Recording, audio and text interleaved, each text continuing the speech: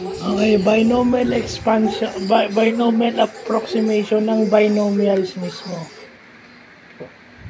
So, meron na tayong mga binomials na involved. Kasi yung kanina, halos wala, di ba? Halos wala tayong involved na binomial. This time, meron. So, nakuha na natin.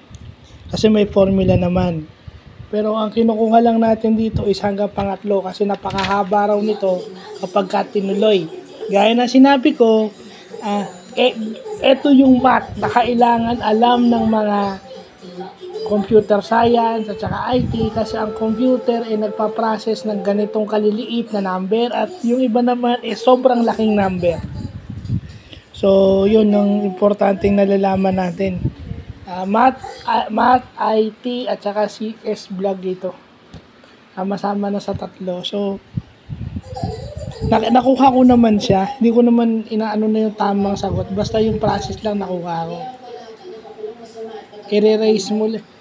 Pag nakuha mo yung pangalawang formula, i-erase mo sa exponent. Then yung pangatlo, i-erase mo lang din dun sa exponent. Ang formula ginagamit dito is yung n, the quantity n minus 1 times yung factorial nun.